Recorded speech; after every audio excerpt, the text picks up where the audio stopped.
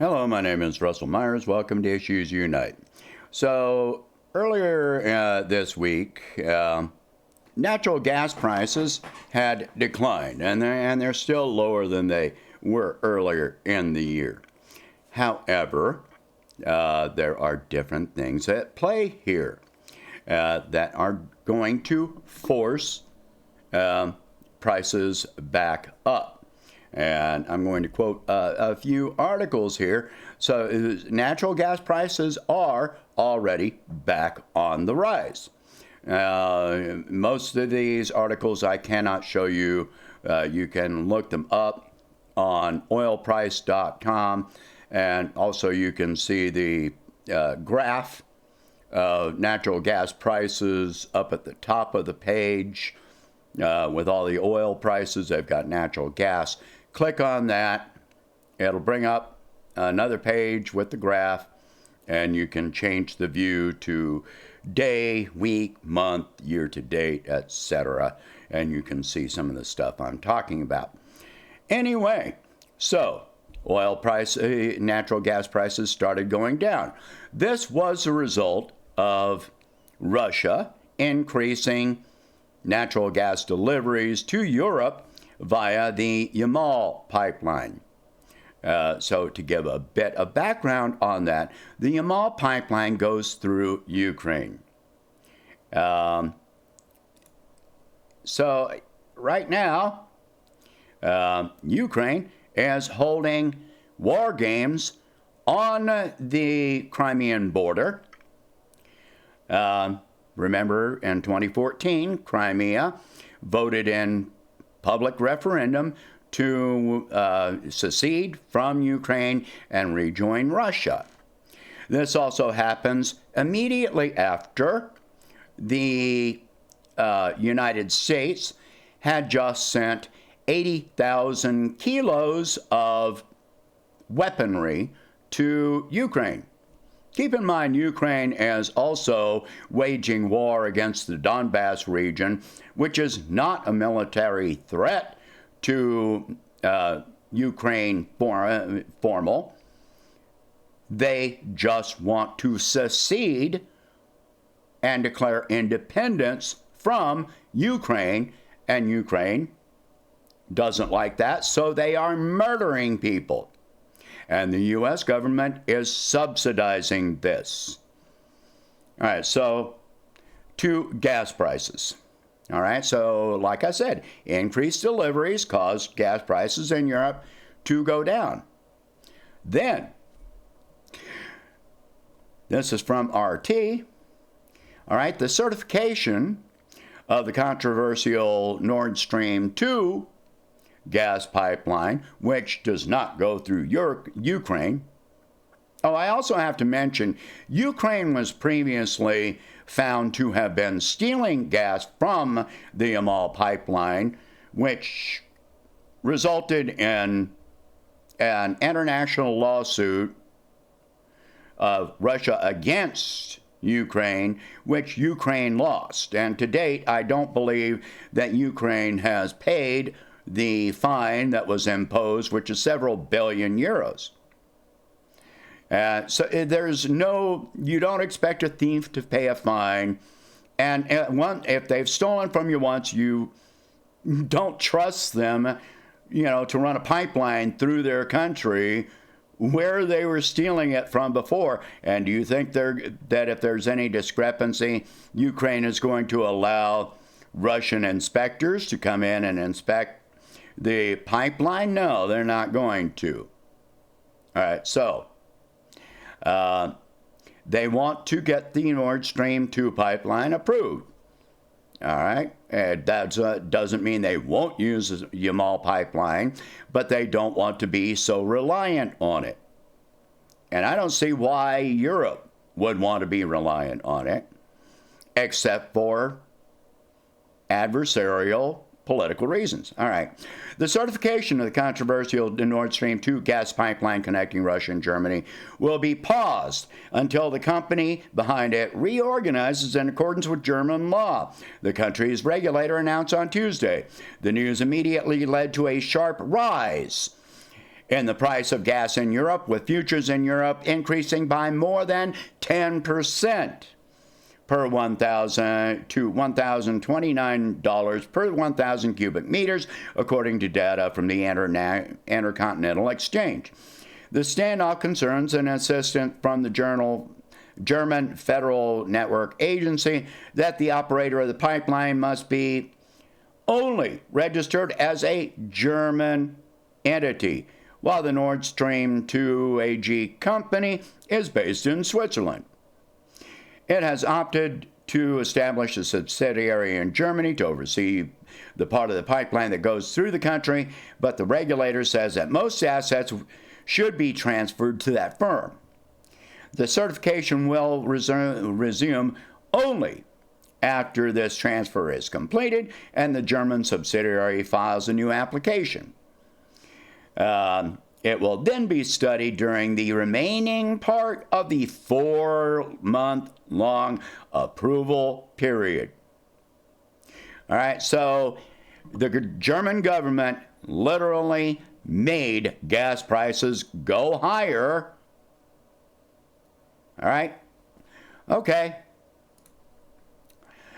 Here's from oilprice.com.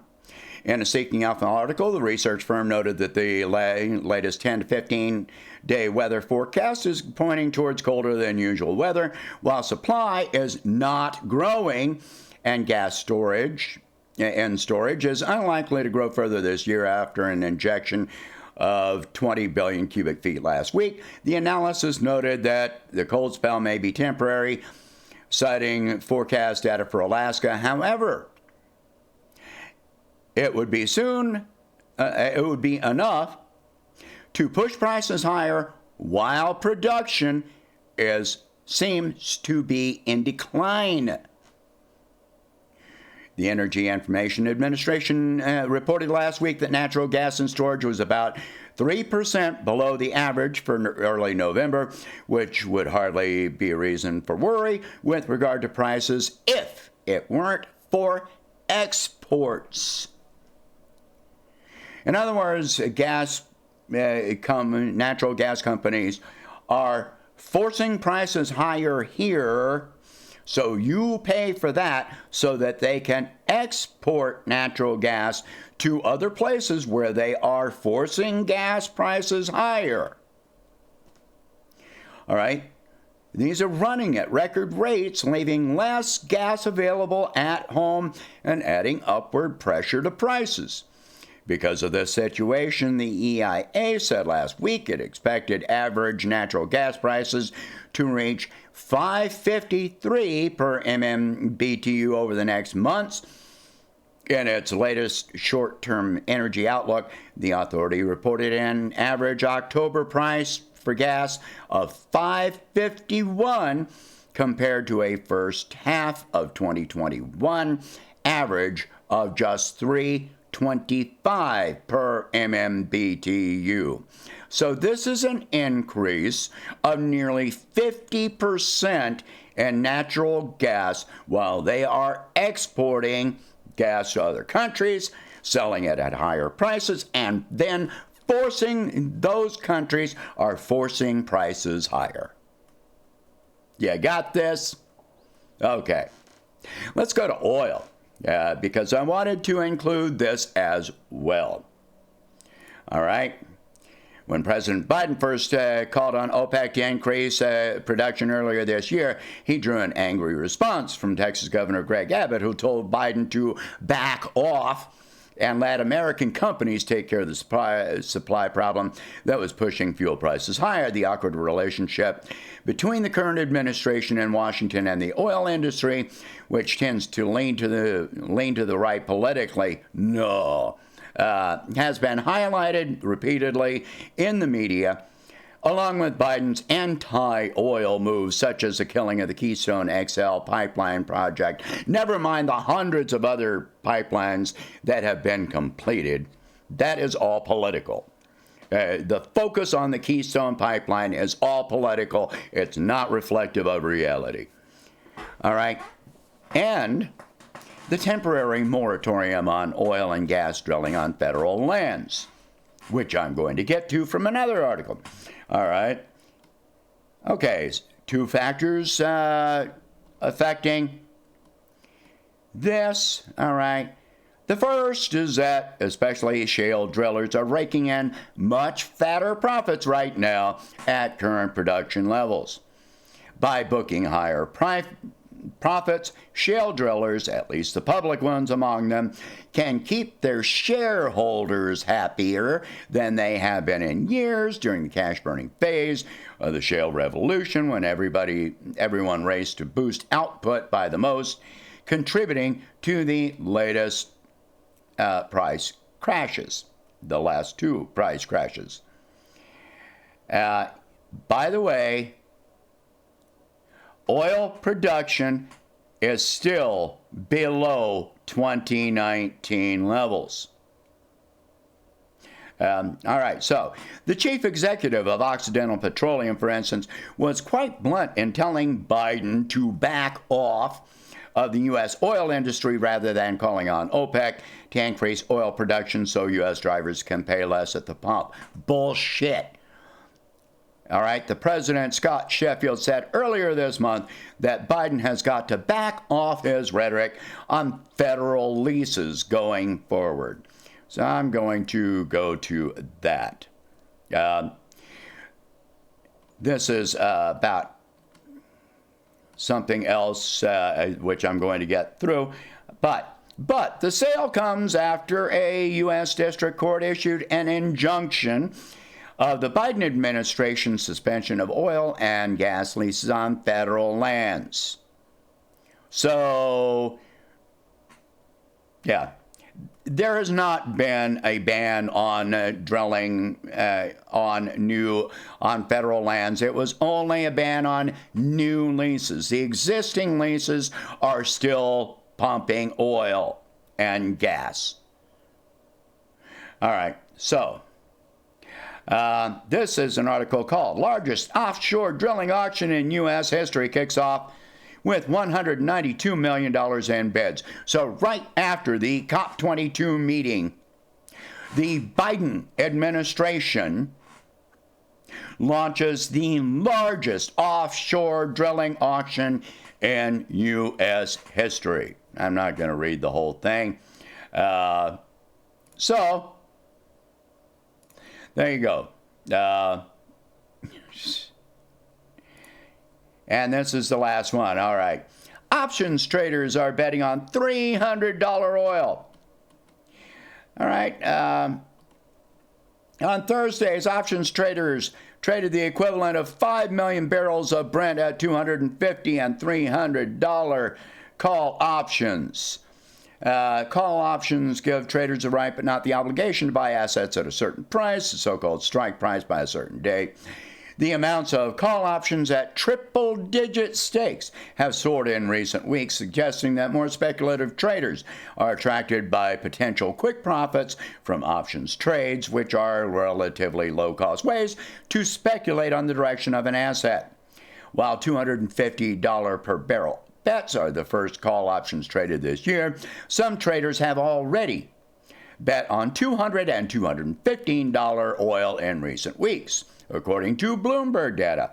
Last month, exchange trade data showed that as oil prices hit multi-year highs, some speculative traders were betting on the options market that oil could exceed $100 a barrel by the end of this year and even reach a record $200 a barrel by the end of 2022. The resurgent activity with bets on $100 or $200 oil shows that more traders are getting into the energy market amid the oil global energy crunch, and more of these speculators are bullish on oil prices. $100 a barrel oil is no longer an outrageous bet, as it was at the start of this year, and even some investment banks believe that crude prices could hit the triple digits as soon as in the middle of next year. Most recently, Bank of America said that Brent crude prices could rise to as much as $120 per barrel in the first half of 2022 due to the global gas crisis. Booming air travel with international flights returning and a comeback of Asian demand.